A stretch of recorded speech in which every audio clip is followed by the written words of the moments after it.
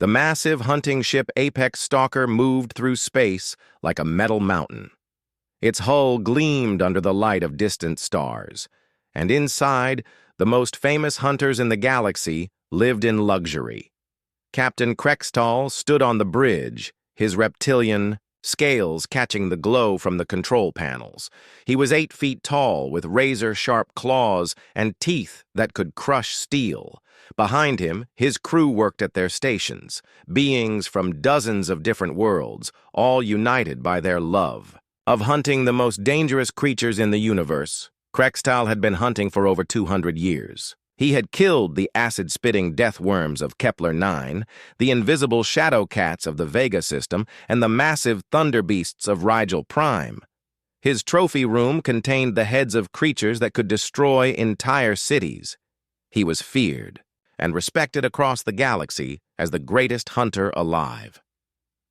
The communication officer, a blue-skinned Zentari named Kexley, looked up from her console. "Captain, we have a transmission from the new species, the ones called humans from the Earth system." Krextal's yellow eyes gleamed with interest. "Put it through." The main screen flickered to life, showing a human male with dark hair and kind eyes. He wore a white coat and looked nervous. "Greetings, Captain Krextal. My name is Dr. Kim Tae-ho from the Earth Environmental Protection Agency. We need your help." Krextal leaned forward in his chair. New species always meant new prey. "What kind of help, human?" Dr. Kim Tae-ho's image wavered slightly as he adjusted his camera. "We have dangerous predators on our world. They're attacking our settlements and hurting our people. We've heard about your reputation as hunters, and we're willing to pay for your services." The bridge crew exchanged glances. Dangerous predators meant good hunting. Krextal smiled, showing rows of sharp teeth. "Send us your data files on these predators. We'll review them and give you our price." "Thank you, Captain. Sending the files now." The screen changed to show images and videos of Earth's animals. Krextal watched as lions appeared on the screen. Golden-furred cats with flowing manes. The data showed they weighed about 400 pounds and hunted in groups. Lieutenant Thekmore, a crystalline being whose body sparkled like diamonds, started to chuckle. 400 pounds? Captain, that's smaller than my last meal." The images continued. Tigers with orange and black stripes, bears with thick fur and powerful claws, wolves with gray coats and sharp teeth. Each animal looked fierce in its own way, but the size measurements made the alien crew laugh harder. "Look at this one," called out Navigator Vexara, pointing at a polar bear. "It says here this is their largest land predator, 1,000 pounds. Captain, remember the crystal tigers we hunted on Zephyr? They were 30 feet long and weighed 50,000 pounds. Krextal studied the data more carefully. The largest Earth predator was indeed the polar bear. 1,000 pounds was tiny, by galactic standards. Most hunting ships used creatures that size as practice targets for their children. Weapons Master Zulmoth, whose 4 arms ended in natural bone spikes, shook his massive head. "Captain, these aren't predators. These are pets. My homeworld has garden insects larger than their biggest carnivore." The laughter spread through the bridge as more crew members looked at the Earth files. Someone pulled up a video of a lion, pride hunting a zebra. The lions worked together, using strategy and teamwork, but their prey was just as small as they were. "They hunt animals their own size," observed Science Officer Kelnera. "On most worlds, predators are at least 10 times larger than their prey. These Earth creatures are practically microscopic." Dr. Kim Tae-ho's face appeared on screen again. "Captain, have you had time to review our files? We're particularly concerned about conflicts in our northern forests. There have been several attacks on logging crews." Krextal could barely contain his amusement. "Doctor, we've seen your predator files. These creatures are quite small." "Small, yes, but they can be very dangerous to humans," Dr. Kim said seriously, "especially when they feel threatened or are protecting their territory." This made the crew laugh even harder. Thekmore's crystalline body actually chimed like bells as he shook with laughter. "Captain, their most dangerous predator is afraid of them. How weak must these humans be?" Krextal held up a clawed hand for silence. An idea was forming in his mind. "Doctor, we accept your contract. However, given the modest size of your predators, we'll handle this as a training exercise for our junior hunters. Our standard rates won't apply. Consider this a goodwill gesture between species." "That's very generous, Captain. When can you arrive?" "We'll be there in 3 standard days. Don't worry, Doctor. Your predator problems will be solved quickly."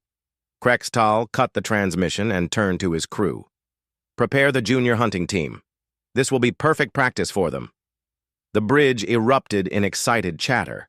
The junior hunters were young, aliens who had only faced small prey on training worlds. This Earth mission would be like a vacation for them. "Should we bring the heavy weapons, Captain?" asked Zulmoth. No. Standard hunting gear only. We don't want to accidentally vaporize the entire forest." Krextal stood up, his massive frame towering over the bridge crew. "This will be entertaining. We'll make a documentary of our heroic rescue of these helpless humans. The Galactic Hunting Channel will love it." Navigator Vexara pulled up star, charts showing the route to Earth. "Captain, should we alert the media? A live broadcast of elite galactic hunters saving a primitive world from house cats might break viewership records." "Excellent idea. Contact the network. Tell them we're about to demonstrate the vast difference between real predators and Earth's adorable wildlife." Krextal walked to the large window that showed the stars streaming past. "Set course for Earth. And somebody wake up the junior team. They're about to have the easiest hunt of their lives." As the apex stalker changed course toward the small blue world called Earth, none of the crew imagined that they were about to encounter something that would change their understanding of what it meant to be a predator. They had no idea that sometimes the most dangerous hunters came in the smallest packages, and that Earth's evolution had created something entirely different from anything else in the galaxy. The ship moved through space, carrying the galaxy's most arrogant hunters toward their greatest humiliation. 3 days later, the apex stalker appeared in Earth's sky like a metal moon. The massive ship cast a shadow over Sol as it settled into orbit above the planet. News broadcasts around the world showed the alien vessel, and millions of humans looked up in wonder and fear. Dr. Park So-young stood in the conference room of the Korean Environmental Research Center, checking her presentation one final time. She was a small woman with intelligent eyes and graying hair, known throughout Korea for her work protecting endangered species.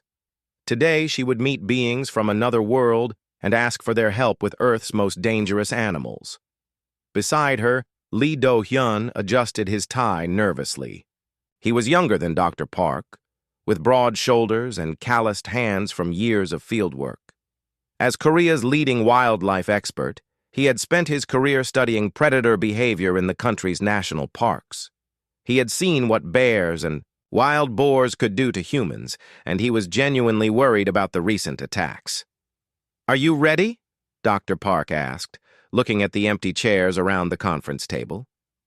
"As ready as anyone can be to meet alien hunters," Lee Do-hyun replied.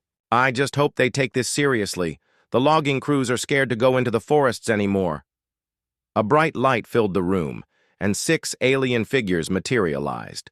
Dr. Park and Lee Do-hyun stepped back in surprise. They had seen pictures, but meeting the aliens in person was overwhelming.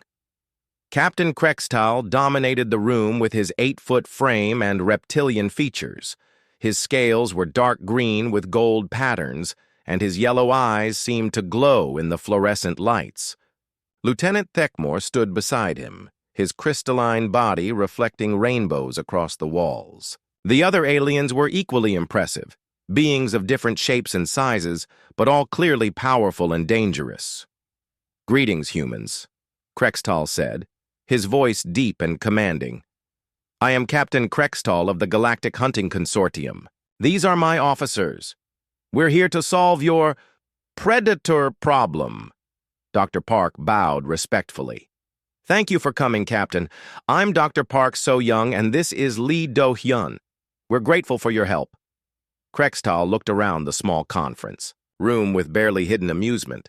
Everything was so tiny compared to his ship. The furniture, the ceiling, the humans themselves. It was like visiting a dollhouse. Please, sit down, Dr. Park said, gesturing to the reinforced chairs they had prepared for the aliens. The meeting began with Dr. Park's presentation. She showed satellite images of Korea's forests and explained how human expansion was bringing people into contact with wild animals more often. Our biggest concerns are in the northern provinces, she said, pointing to areas marked in red on her map. Brown bears, wild boars, and wolves have all been involved in attacks on humans. Lee Do-hyun stepped forward with a tablet showing video footage. This was taken last month near Seoraksan National Park. A brown bear attacked a hiking group. 3 people were hospitalized. The video showed a large, dark-furred bear charging through the forest. It knocked down a man and mauled him before park rangers could drive it away with loud noises and flares. Lieutenant Thekmore began to giggle, the sound like wind chimes in a breeze. "That's your dangerous predator? It's adorable!"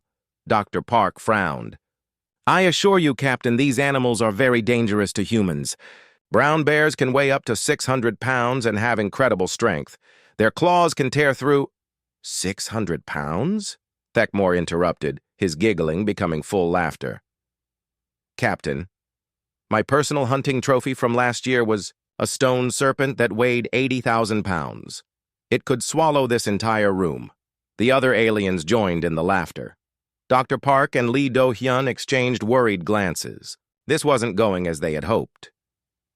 "Perhaps you could show us more of these fearsome Earth predators," Captain Krextal asked, barely controlling his amusement. Lee Do-hyun played another video, this one showing a pack of wolves hunting deer in the snow. The wolves moved with coordination and intelligence, surrounding their prey and working together to bring it down. "Wolves are pack hunters," he explained. "They use strategy and teamwork. A full pack can take down prey much larger than themselves." "Science." Officer Kelnara leaned forward, her blue skin shimmering. "How large is a full pack?" "Usually 8 to 12 wolves," Lee Do-hyun answered. "And how much does each wolf weigh?" "About 100 to 150 pounds. The aliens burst into laughter again. Weapons Master Zulmoth slapped the table with one of his 4 arms. 12 creatures weighing 100 pounds each? Captain, that's barely a snack for Mayor. A real predator." Dr. Park tried to maintain her composure. "You have to understand, these animals evolved differently than predators on your worlds. They don't rely on size alone. They use intelligence, persistence, and primitive evolution," Krextal declared with a wave of his clawed hand. "Your world simply never developed proper predators. On my home planet, we have creatures that hunt in packs of 50, each one weighing 10,000 pounds. But Captain," Dr. Park said desperately, "these animals have adapted to Earth's specific environment. They know how to—" "Doctor, please." Krextal stood up, his massive form casting a shadow over the human scientists. "We appreciate your concern for your people, but you're dealing with what we would classify as minor pest control. These aren't predators. They're barely above the level of aggressive insects." Lee Do-hyun felt his face flush with anger. "These insects have killed dozens of people this year alone." Thekmore's crystalline form chimed with amusement. "Which only proves how weak humans are. On most civilized worlds, creatures this small are kept as children's pets." Dr. Park took a deep breath, trying a different approach. "What we lack in physical strength, we make up for in understanding these animals' behavior. We've studied them for generations. We know how they think, how they hunt, what makes them dangerous." "What makes them dangerous?" Zulmoth asked mockingly. "Are they poisonous? Do they breathe fire? Can they turn invisible?" "No, but they're persistent. They don't give up easily. And some of them, like the Wolverine, will fight animals many times their size." "Wolverine? Captain Krextall pulled up the Earth files on his wrist device. This small furry creature, it weighs 40 pounds. Doctor, 40 pounds is not a predator. It's barely large enough to be noticed. The room fell silent except for the continued chuckling of the alien hunters. Dr. Park realized that nothing she could say would convince them to take Earth's wildlife seriously. Finally, Krextall spoke again. Doctor, we will help you with your pest problem. However, given the insignificant size of these creatures, we'll send only our most junior hunters. This will be good training for them. Consider it a charitable act between species. When can you begin? Dr. Park asked, though she was beginning to regret asking for help. Tomorrow, our junior team will land in your northern forests and clear out whatever small animals are bothering your people. The operation should take no more than a few hours. Lee Do-hyun stood up. Captain, with respect, I think you're underestimating our wildlife. These animals have survived on Earth for millions of years. They know how to fight. Krextall's yellow eyes gleamed with condescending amusement. Mr. Lee, we have hunted creatures that could step on your entire species without noticing. Trust me, we are not underestimating anything. If anything, we may be overestimating these tiny Earth creatures. As the aliens prepared to leave, Dr. Park made one last attempt. Captain, would it be possible for some of our people to accompany your hunters? We know the local terrain and animal behavior. We could help guide them. That won't be necessary, Krextall replied. Our scanners can detect any life form within miles. But if it makes you feel better, you can watch from a safe distance. Perhaps you'll learn something about real hunting. The aliens vanished in another flash of light, leaving Dr. Park and Lee Do-hyun alone in the conference room. They sat in silence for a long moment. They have no idea what they're walking into, Lee Do-hyun finally said. Dr. Park nodded grimly. I tried to warn them about the Wolverine reports from the Northern Territories, but they wouldn't listen. Should we try to contact the logging crews? Warn them that alien hunters will be in the forest? Yes. And Lee? Dr. Park looked at her colleague with worried eyes. I have a feeling we're going to need a search and rescue team ready. The next morning, a small alien transport ship landed in a clearing deep in the Canadian wilderness, 300 miles north of the Korean border. The forest was thick with pine and oak trees, their branches heavy with snow from the previous night. Steam rose from the alien ship's hull as it cooled in the cold air. 6 young alien hunters stepped out of the transport, their breath visible in the freezing morning. They were the junior members of Captain Krextall's crew, sent to deal with Earth's pest problem as their first real mission. Zil Phoenix led the group.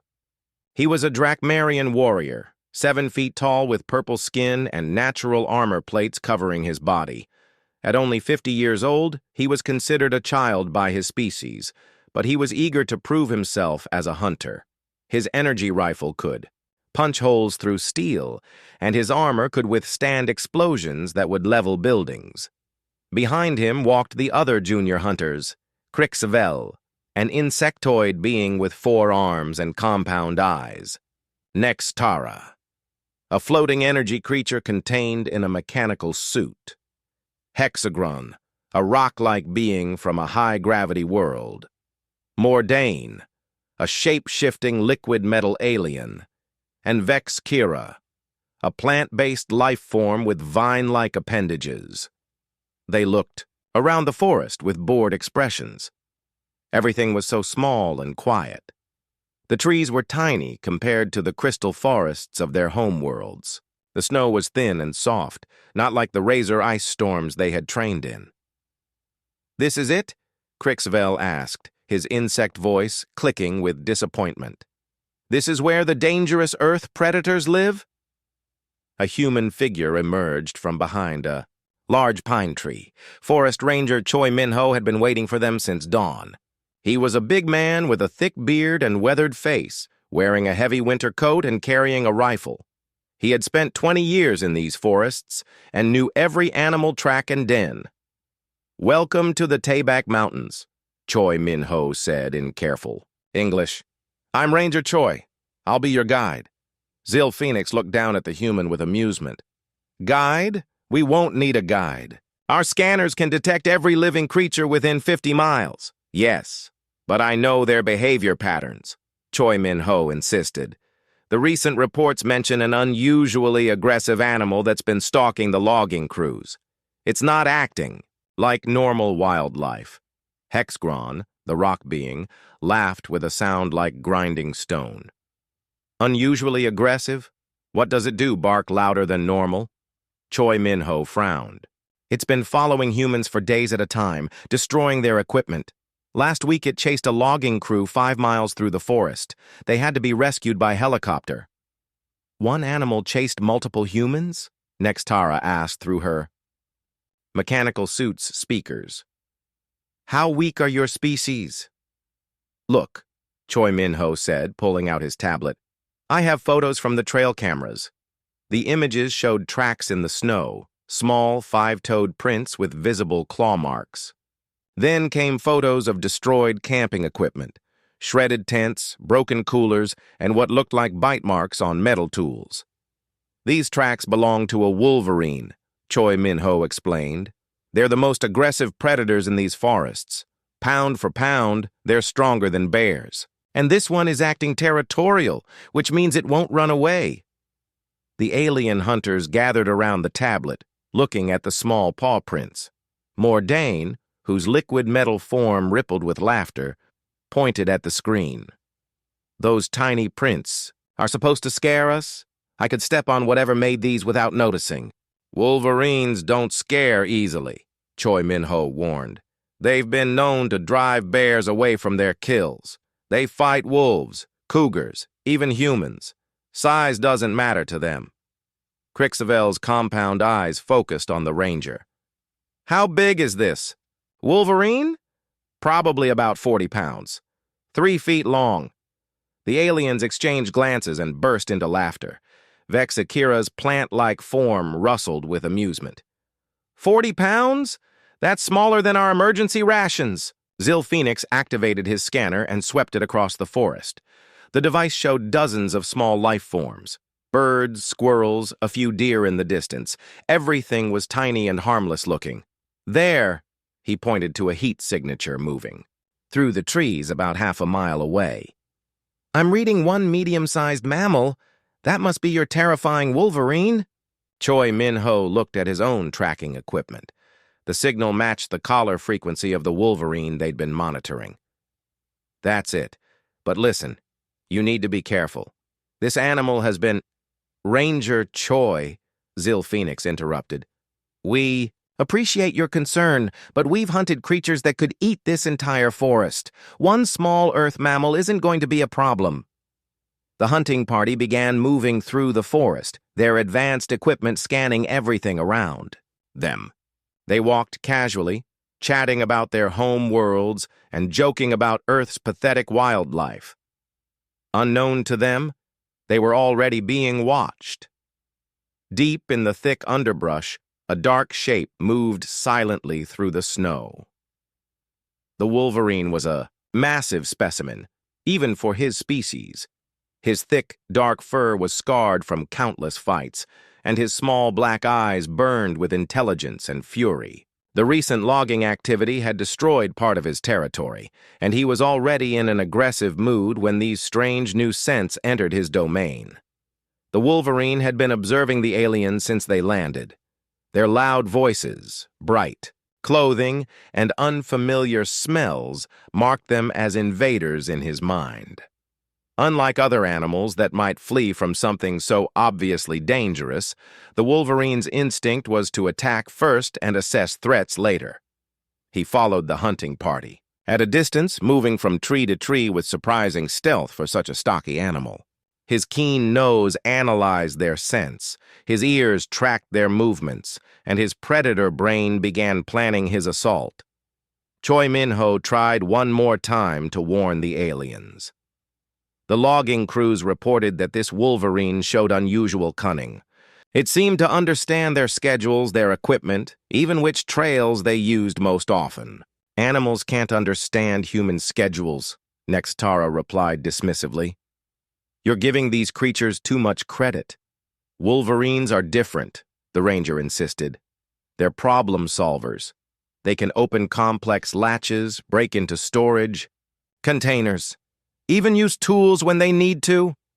Hexgron pointed at a large tree that had been marked with deep claw scratches. Did your Wolverine do this? Choi Minho examined the marks and nodded grimly.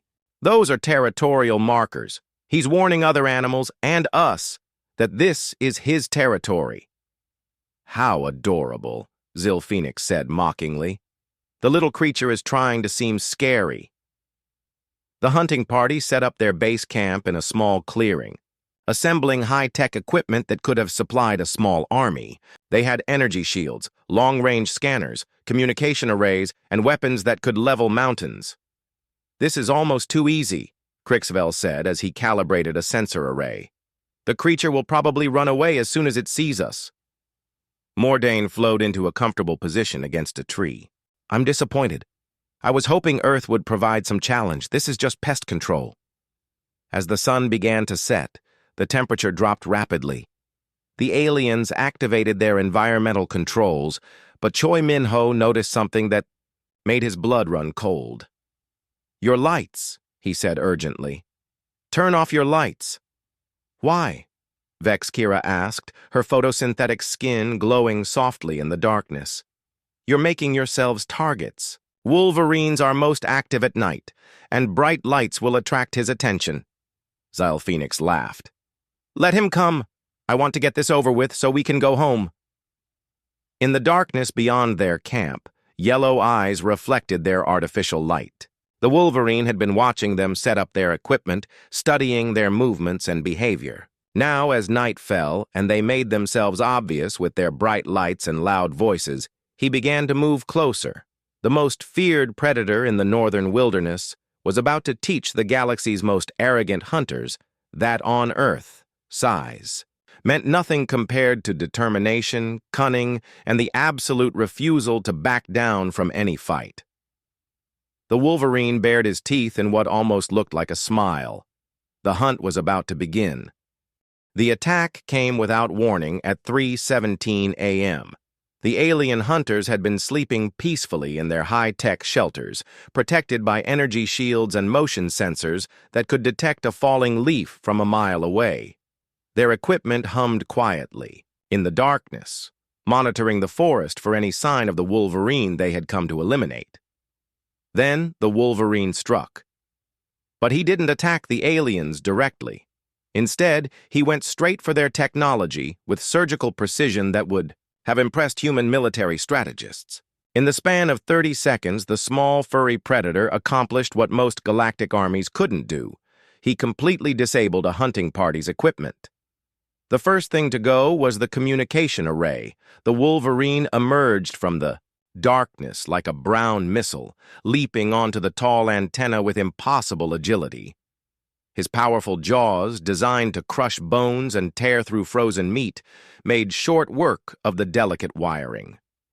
Sparks flew as he severed the main transmission cables, then vanished back into the forest before the equipment's destruction even registered on the aliens' monitors.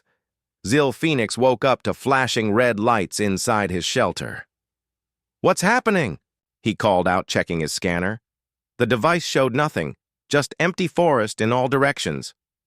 "Communications are down," Crixvel reported from his own shelter, his insect voice tight with confusion. "Complete system failure." "That's impossible." Nextara's mechanical suit spoke into the darkness. "Our equipment is military grade. It can withstand planetary bombardment." Hexgron's rocky form scraped against his shelter as he moved. "Maybe it's a technical malfunction. These primitive conditions might be affecting our systems." Before anyone could respond, the Wolverine struck again. This time he targeted their sensor array, the sophisticated device that could track individual heartbeats from miles away. The Wolverine approached from downwind, moving with a stealth that even their advanced motion detectors couldn't track. He studied the machine for several minutes, his intelligent eyes analyzing its structure and weak points. Then he attacked it like he was dismantling a rival's den. His claws, evolved to dig through frozen ground and tear apart stubborn prey, found every vulnerable connection and circuit board. Within minutes, the million-credit sensor array was reduced to sparking scrap metal. "Sensors are offline," Mordane's liquid metal form rippled with alarm. "Something destroyed the entire array!" Phoenix activated his personal scanner and stepped outside his shelter, energy rifle ready. The forest was quiet except for the wind through the trees. Snow fell gently, covering any tracks that might have been left behind. "There's nothing here," he announced. "No heat signatures, no movement, no life forms larger than a squirrel." "Then what destroyed our equipment?" Vexakira asked, her plant-like form trembling in the cold air. Ranger Choi Minho's voice crackled over their emergency. "Radio. The one piece of communication equipment the Wolverine hadn't found yet. Hunters, this is base camp. We're showing multiple system failures on your status board. What's your situation?" "Unknown," Phoenix replied. "Our equipment is being destroyed, but we can't detect any threats." "It's the Wolverine," Choi Minho said grimly. "This is exactly what happened to the logging crews. He targets your tools first, not you." "That's impossible," Crixvel protested. "Animals don't have tactical thinking. They can't analyze technology and plan strategic attacks." "Wolverines do," the ranger insisted. "They're problem solvers. In zoos, they've been known to figure out complex lock mechanisms and escape routes that stump human engineers. In the wild, they've been observed using tools and setting traps." The aliens exchanged worried glances. This wasn't how hunting was supposed to work. Their prey was supposed to attack them directly, allowing them to use their superior weapons and armor. Instead, something was systematically dismantling their technological advantage. The Wolverine's third strike came an hour later, and this time the aliens saw him do it. Hexagron was standing guard duty when movement caught his compound eyes. A dark shape was approaching their supply cache, the armored container that held their food, water, and backup equipment. "Contact," he whispered into his communicator. "Small mammal approaching the supplies." The other hunters quietly moved into position, finally getting their first look at the creature that had been terrorizing Earth's humans. The Wolverine was smaller than they had imagined, even with the detailed descriptions. 40 pounds of muscle and fur, with a stocky build and short legs. By galactic standards, it was laughably tiny. "That's it?" Phoenix whispered. "That's their most dangerous predator?" They watched as the Wolverine approached their supply container, which was made of materials that could survive re-entry from orbit. The lock system required a 12-digit code and biometric scanning. It was absolutely impossible for any Earth creature to breach. The Wolverine studied the container for exactly 43 seconds. Then he began his attack. What the aliens witnessed next changed their understanding of Earth biology forever. The Wolverine didn't try to break the lock or crack the container. Instead, he identified the weakest structural point, a ventilation grate designed to prevent condensation inside the storage unit. Using his claws with the precision of surgical instruments, the Wolverine began dismantling the grate. His movements were deliberate and methodical, as if he was following a blueprint. Within minutes, he had created an opening large enough to squeeze through. "He's problem-solving," Nextara said in amazement. "That creature just analyzed our container and found an engineering weakness we didn't even know existed." Once inside, the Wolverine didn't just steal random items. He specifically targeted their most crucial supplies, the water purification tablets that made Earth's water safe for alien biology, the emergency rations designed for their specific metabolisms, and most importantly, their medical kit. Then, he did something that made every alien hunter's blood run cold. The Wolverine looked directly at their hiding spot, made eye contact with Phoenix, and bared his teeth in what could only be described as a challenge. Did that animal just threaten us? Mordain asked in disbelief. The Wolverine's message was clear. This is my territory. You are not welcome here. Leave, or face the consequences. But instead of retreating like a normal animal after being discovered, the Wolverine calmly finished looting their supplies. He dragged out several items, buried some in the snow for later, and destroyed others, simply to deny them to the aliens. "Shoot it," Crixvel urged. "End this before it gets worse." Zil Phoenix raised his energy rifle and took careful aim. The weapon could vaporize a tank, and at this range, he couldn't miss. But as his finger touched the trigger, the Wolverine vanished. Not ran away, vanished. One moment it was there, clearly visible in their weapon scopes, and the next, it had somehow disappeared into terrain that offered no concealment. "Where did it go?" Hexagron demanded, scanning the area with his thermal vision. "Impossible," Vexkira said. "There's nowhere to hide. The closest cover is 50 meters away." They searched the area for an hour, but found nothing except small tracks in the snow that seemed to lead in 6 different directions. The Wolverine had somehow become invisible while standing in an open clearing under their direct observation. As dawn broke, the hunting party took inventory of their losses. Their communication array was destroyed, their sensors were offline, their supplies were compromised, and their prey had demonstrated abilities that shouldn't exist in nature. "This doesn't make sense," Zil Phoenix said as he examined the ruined equipment. "Animals don't think tactically. They don't plan coordinated attacks on technology they've never seen before." Choi Min-ho's voice crackled over their emergency radio. "Hunters, what's your status?" "Bad," Zil Phoenix admitted. "The creature has destroyed most of our equipment." "And it's only getting started," the ranger replied. "Wolverines don't give up. Now that you're in his territory, he'll keep attacking until you leave or until one of you is dead. And Wolverines have never learned to quit." In the forest around them, the Wolverine was already planning his next attack. He had studied these strange invaders for hours, learning their weaknesses and capabilities. Phase 1 was complete. He had neutralized their technological advantages. Phase 2 would be psychological warfare, and the Wolverine was very, very good at psychological warfare. The galaxy's most elite junior hunters were about to learn that Earth's predators had evolved something more dangerous than size, strength, or natural weapons. They had evolved the absolute refusal to surrender, no matter how impossible the odds became.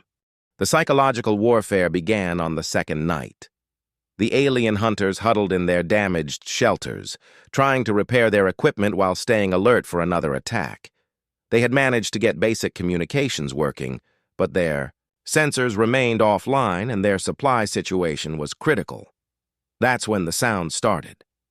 At first, it was just scratching noises around their camp, claws against metal, the sound of something moving through the underbrush. Normal forest. Sounds, they told themselves, nothing to worry about. Then they heard their own voices. "Contact," came Crixvel's distinctive insect clicking from the darkness. "Small mammal approaching the supplies." But Crixvel was sitting right next to them in the shelter. "That was me," he said, his compound eyes wide with confusion. "But I didn't say anything." The sound came again, this time Zil Phoenix's voice calling out, "There's nothing here, no heat signatures, no movement." Zil Phoenix's purple skin paled. "How is it making our voices?" "Impossible," Nextara declared through her mechanical suit. "Earth animals don't have vocal mimicry capabilities." Ranger Choi Min-ho's voice crackled over their emergency radio, but it was filled with static and kept cutting out. "Hunters! Wolverine! Psychological! Learned your voices!" "What did he say?" Hexagron asked, his rocky form grinding nervously. They tried to raise the Ranger again, but only static came through. Unknown to them, the Wolverine had found their backup communication array and was systematically destroying it piece by piece, timing his sabotage to cut off crucial information. The vocal mimicry continued throughout the night. The Wolverine had listened to their conversations for hours and had learned to reproduce not just their voices, but their specific words and phrases. He used this ability to create confusion and paranoia among the hunting party. "Sensors are offline." The cry came from the forest, perfectly copying Mordane's liquid metal voice. "But I'm right here," Mordane said, his silvery form rippling with anxiety. More voices echoed through the darkness, warnings, status reports, calls for help, all in perfect imitations of the hunter's own speech. The Wolverine was turning their communication system against them, making them doubt what was real and what was mimicry. But the vocal tricks were just the beginning. On the third day, the Wolverine began his campaign of systematic harassment. He had observed the aliens long enough to understand their daily routines and psychological weaknesses. Now he would exploit both. Vex Kira was the first to break. As a plant-based life form, she needed regular exposure to sunlight for photosynthesis. Every morning, she would step outside the shelters to absorb solar energy for exactly 30 minutes. The Wolverine had noticed this pattern. On the third morning, as Vex Kira emerged for her daily energy absorption, she found her path blocked by a wall of destroyed equipment arranged in a perfect circle around the camp. Communication arrays, sensor fragments, and supply containers had been stacked into barriers during the night. But that wasn't the terrifying part. The terrifying part was that the Wolverine had arranged the debris to spell out words in the snow. Earth letters, formed from alien technology, spelling out a simple message: leave. "He knows our language," Vex Kira whispered, her vine-like appendages trembling. "The creature learned to read and write. Animals can't learn written language." "In 3 days," Zil Phoenix protested, but his voice lacked conviction. The message was clear and deliberate. The Wolverine hadn't just randomly arranged the debris. He had spent hours during the night constructing a threat using their own destroyed equipment. The psychological pressure intensified over the following days. The Wolverine began leaving. Presents around their camp. Dead birds arranged in precise patterns, tree branches shaped into symbols that looked disturbingly like alien hieroglyphs. And most unnerving of all, perfect replicas of their equipment made from sticks and stones. "Look at this," Mordane said, his liquid form quivering as he examined a small sculpture.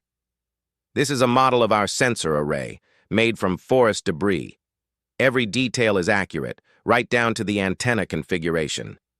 The Wolverine wasn't just destroying their equipment, he was showing them that he understood it. He had studied their technology, analyzed its function, and was now demonstrating his comprehension by creating detailed replicas. Hexagron discovered the trap on the fourth day. The rock-like alien was checking their perimeter defenses when the ground gave way beneath his massive weight. He fell into a pit that had been carefully dug during the night, not deep enough to injure someone of his density, but perfectly sized to trap him. "Help!" he called out. "I'm stuck!" As the other hunters rushed to assist him, they realized the sophistication of what they were dealing with. The pit wasn't just a hole in the ground. It was an engineering marvel, with sloped sides that made climbing out impossible and a camouflaged cover that had been designed specifically for hexagrons. "Weight and stride pattern." "He studied my walking pattern," Hexagron said as they pulled him out with ropes. "This trap was built for me specifically. The depth, the width, the trigger mechanism, everything was calculated for my exact physical properties." "Animals don't calculate physical properties," Crixvel said, but his voice was shaking. The trap was a message. "I know each of you individually. I understand your strengths and weaknesses, and I can hurt you whenever I choose." By the 5th day, the hunting party was on the verge of complete psychological collapse. They hadn't slept properly in days. Their equipment was useless. Their supplies were contaminated or destroyed, and they were being stalked by a creature that seemed to understand them better than they understood themselves. That's when the Wolverine played his masterpiece of psychological warfare. Next, Tara woke up to find her mechanical suit's systems corrupted. Not damaged, corrupted. Someone or something had accessed her suit's computer systems and rewritten the basic programming. "My suit is speaking," she announced in panic, "but it's not speaking my language or yours." The mechanical voice coming from her suit was speaking, in what sounded like Earth languages, Korean, English, Chinese, Japanese, cycling through human dialects with perfect pronunciation. "He learned human languages," she said in horror. "The creature has been listening to human radio transmissions and learned multiple Earth languages. He's more intelligent than we are." The final psychological blow came that evening. The Wolverine appeared at the edge of their camp, clearly visible in the firelight. But he wasn't alone. Behind him, barely visible in the darkness, were the shadows of other animals. Deer, rabbits, squirrels, even birds. The local wildlife was following the Wolverine's lead, forming what could only be described as an army. "The other animals are working with him," Zilphoenix whispered. "He's organized them." The Wolverine sat calmly at the edge of the clearing, surrounded by dozens of forest creatures, and looked directly at the alien hunters. His message was unmistakable. "You are outnumbered, outmaneuvered, and out of your depth. This is our world, and you don't belong here." Then he did something that broke the last of their resolve. The Wolverine stood up on his hind legs and saluted them, a perfect military salute that he had obviously learned from observing human behavior. It was a gesture of respect between warriors, acknowledging them as worthy opponents before dismissing them as defeated enemies. Crixavel started crying, a sound like breaking glass that his species made when experiencing complete terror. Mordane's liquid form began to lose cohesion, his molecular structure destabilizing under psychological stress. "I want to go home," Vexkira whispered. "I want to go home now." Zilphoenix reached for his emergency beacon, the device that would signal the apex stalker for immediate evacuation. For the first time in his life, he was ready to admit defeat to a creature 40 times smaller than himself. But before he could activate the beacon, his communicator crackled with an incoming transmission from Ranger Choi Min-ho. "Hunters, this is base camp. We've been monitoring the situation. Are you ready to accept help from humans who understand Wolverines?" For the first time in 5 days, the alien hunters heard hope in a human voice. They were finally ready to admit that Earth's tiny predators were something they had never encountered before, and something they couldn't handle alone. The Wolverine watched them from the forest edge, his yellow eyes gleaming with satisfaction. Phase 2 was complete. The invaders were broken, defeated, and ready to surrender, all without a single direct physical attack. The rescue operation began at dawn on the 6th day. Dr. Han Soo-jin led the human team through the forest, moving with quiet confidence that contrasted sharply with the alien hunters' panicked communications. She was Korea's leading Wolverine researcher, a small woman with intelligent eyes who had spent her career studying the behavior of Earth's most tenacious predator. Behind her walked Lee Do-hyun and Forest Ranger Kim Yun-seo, both carrying equipment that looked primitive compared to alien technology, but was specifically designed for Earth conditions. They moved through the snow without making a sound, reading animal signs that alien scanners couldn't detect.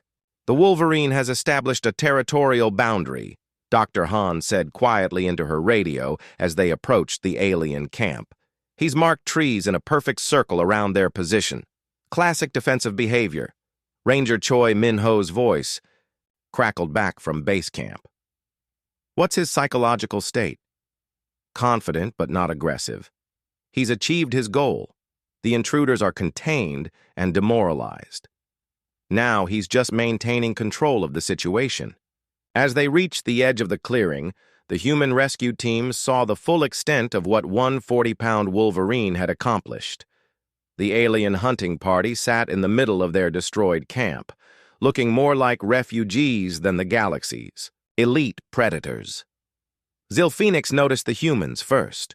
The young Drakmarian warrior who had boasted about hunting creatures that could level cities now looked up at Dr. Han with desperate hope in his yellow eyes. "Thank the stars you're here," he said, his voice hoarse from days of stress. "That creature, it's not natural. It's some kind of engineered weapon." Dr. Han smiled gently. "No, he's completely natural. You've just never encountered a Wolverine before. But the intelligence, the planning, the psychological warfare," Nexatera protested through her corrupted suit. "Animals don't have those capabilities." "Earth, animals do," Lee Do-hyun explained as he examined the Wolverine's handiwork. "You made the mistake of judging our predators by galactic standards. Size, strength, natural weapons, those matter on worlds where evolution favored physical advantages. Earth's evolution was different." Dr. Han pointed to the arranged debris that spelled out "leave" in the snow. "Earth's predators evolved under constant pressure. Ice ages, climate changes, competition from tool-using humans. The animals that survived weren't necessarily the biggest or strongest. They were the smartest, most adaptable, and most determined." Kim Yoon-seo crouched next to Hexagron's trap, examining the engineering with professional admiration. "This Wolverine has been studying you for days. He learned your routines, your weaknesses, your psychological profiles. Then he developed a systematic campaign to exploit all of them." "How is that possible?" Crixfell asked, his compound eyes still reflecting trauma from the experience. "Wolverines are problem solvers," Dr. Han explained. "In the wild, they face challenges that would stump most sentient species. They have to find food in the harshest climates, compete with predators 10 times their size, and survive in territories that kill other animals." She gestured toward the forest where the Wolverine was still watching them. "That animal has the same basic intelligence as a human child, combined with the territorial instincts of an apex predator and the survival skills of a creature that has never learned to quit." The humans began implementing their rescue plan. Unlike the aliens' high-tech approach, the human strategy was based on understanding Wolverine psychology and working with the animal's instincts rather than against them. "First, we established communication," Dr. Han said, pulling out a small device that looked like a simple radio. "Wolverines use scent marking and vocal signals to establish territory boundaries. We need to tell him we're here to resolve the territorial dispute." She activated the device, which began broadcasting low-frequency sounds that mimicked Wolverine. Vocalizations. The calls were carefully chosen to indicate non-aggressive intentions and a willingness to negotiate. From the forest came an answering call. Not hostile, but cautious. "He's listening," Dr. Han said with satisfaction. "Now we establish our credentials." Lee Do-hyun unpacked several containers of scent markers, chemical signals that would identify the humans as knowledgeable about Wolverine behavior and respectful of territorial boundaries. "This is insane," Mordain said, his liquid form rippling with confusion. "You're trying to negotiate with a wild animal." "Not negotiate," Kim Yoon-seo corrected. "Communicate. There's a difference." The process took hours.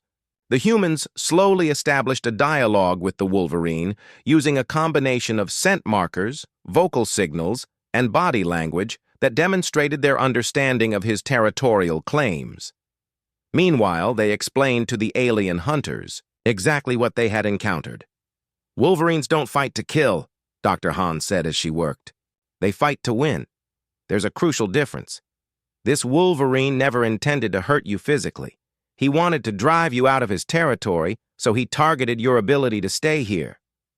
"But the psychological warfare," Zilphoenix said. "The voice mimicry, the symbolic arrangements, the trap engineering, standard Wolverine problem-solving behavior," Lee Do-hyun replied. "Wolverines are natural engineers. They've been observed using tools, building complex dens, even damming streams to create fishing areas.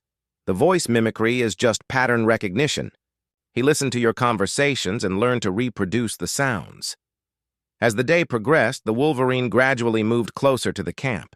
He was still cautious, but no longer aggressive. The humans' respectful approach had convinced him that these new arrivals understood the rules of territorial behavior. Finally, as the sun began to set, came the moment that would change the aliens' understanding of Earth forever. The Wolverine emerged from the forest and walked directly toward the camp. The alien hunters tensed, reaching for their weapons, but the humans remained calm. "Don't move," Dr. Han whispered. "He's coming to assess you directly." The Wolverine approached Zil Phoenix, who was still the nominal leader of the hunting party. The massive alien warrior, who had faced creatures that could destroy planets, found himself trembling as 40 pounds of Earth predator looked him directly in the eyes. What Zil Phoenix saw in those dark eyes changed him forever. He saw intelligence, yes, but more than that. He saw absolute determination, complete fearlessness, and a will that refused to acknowledge the concept of surrender. The Wolverine had never considered the possibility that he might lose this territorial dispute. Size, technology, superior firepower, none of it mattered. This was his territory, and he would defend it against any threat, regardless of the odds. For a long moment, Predator stared at Predator. Then the Wolverine did something that completed the alien's education about Earth biology. The Wolverine stepped back and sat down, acknowledging Zil Phoenix as a fellow warrior, but making it clear that this recognition didn't change the territorial situation. Then he turned and walked back toward the forest, pausing only to leave a final scent marker that clearly said, "You may go in peace, but you may not stay." "He's giving you safe passage out of his territory," Dr. Han translated. "It's the Wolverine equivalent of an honorable surrender." The evacuation proceeded smoothly after that. The aliens packed their remaining equipment with new respect for the intelligence that had been watching their every move. As their transport ship arrived to take them back to the Apex Stalker, they looked around the forest with different eyes. "Doctor," Zil Phoenix said to Dr. Han as they prepared to leave, "what would have happened if we hadn't accepted your help?" Dr. Han considered the question seriously. "The Wolverine would have continued escalating his campaign until you either left voluntarily or died from exposure and stress. He would never have stopped. Wolverines don't know how to quit." Back aboard the Apex Stalker, Captain Krextal listened to his junior hunter's report with growing amazement and embarrassment. The greatest hunting crew in the galaxy had been defeated by a single Earth mammal that weighed less than most alien infants. "Recommendations?" he asked grimly. Zil Phoenix stood straighter than he had in days. "Sir, I recommend that Earth's wildlife be reclassified as a galactic strategic resource. These predators represent a form of biological warfare that we've never encountered. They don't rely on physical advantages. They use psychological tactics, engineering skills, and most importantly, absolute determination. Furthermore," he continued, "I recommend that Earth be invited to join the Galactic Union, not as a client, species seeking protection, but as a strategic partner. Any world that produces predators like this deserves our respect." 3 days later, Dr. Park So-Young received a formal transmission from the Galactic Hunting Consortium.